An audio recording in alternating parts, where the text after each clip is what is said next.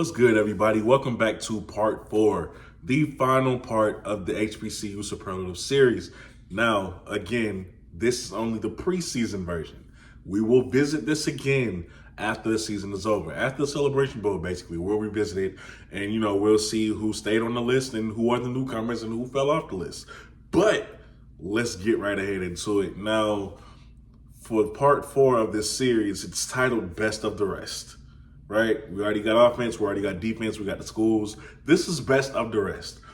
So first we're going to start off with best leg. Goes to the kicker, right? For kicker, I'm going to say Jose Romo Martinez from FAMU. Here's why. 17 of 24. 70% of his that's 70% of his kicks that he's completed, right? One of the highest in the SWAC. He also has the longest field goal of last season with 51 yards. People came close, but nobody topped that 51-yarder that he was able to hit. So Jose definitely deserves the #1 spot just for that alone. Also, he was first in punt in the SWAC as well. As far as the average goes, I think he averaged the longest punt of the season. Like, he was just in his best. As far as punters go, Dyson Roberts, South Carolina State University. Now, yes, he all caught our attention in the Celebration Bowl. Well, y'all's attention in the Celebration Bowl. But, I've seen what he was doing throughout the season. What he brings is a lot of fiery play. He's one of those punters who comes along every so often and just makes the game even more fun. They make special teams fun. You never really thought out of Marquette King and Pat McAfee that you can really see punters, right, getting you excited about the game. Nah, Dyson Roberts does that. Now, I think he had about 79 punts last season. He averaged about 39.8 yards a punt. His longest was 74 yards. 74 yards. And I think he got it twice inside the 20 last season. Listen, Dyson Roberts had a spectacular year. Seriously, he had a spectacular year. So those are my two for best leg. Next up, we got They Sleeping on Him. Clearly, that title is self-explanatory. This is a person who has been slept on more so than anybody else in HBCU football. For me, that's Jeremiah Hickson from Alabama State University. Now, I have always been a fan of Jeremiah Hickson ever since I started this channel. Okay, Jeremiah Hickson is a guy who, when I watch the games, I noticed, like, man, he's open a lot. Like, even in that Jackson State game, I'm like, now he's open a lot. Like, he's a very talented individual, and his stats, it backs it up. Like, keep in mind, he was 7th in the SWAC in the receiving category. And he played one less game or 1 or 2 less games than the majority of his counterparts who are ahead of him. That says a lot right there.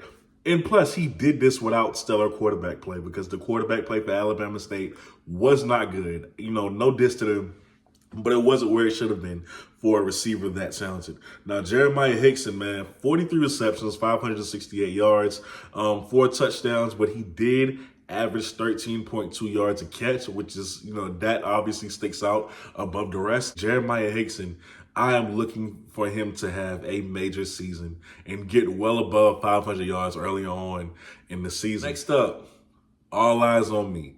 This should come as no surprise. It's clearly Travis Hunter.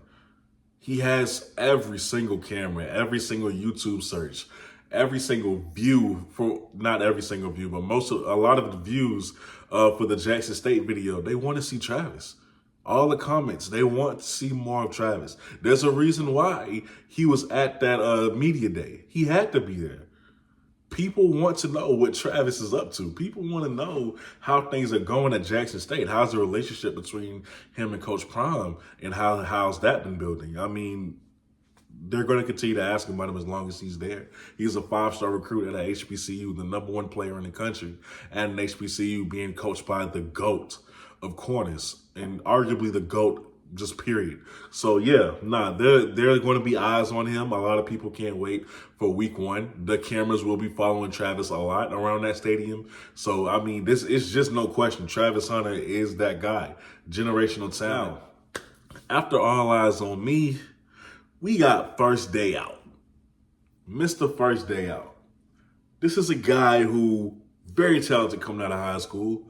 A lot of us thought we were going to get to see him in his true freshman season, but he redshirted. I'm gonna have to give this to Quay Davis.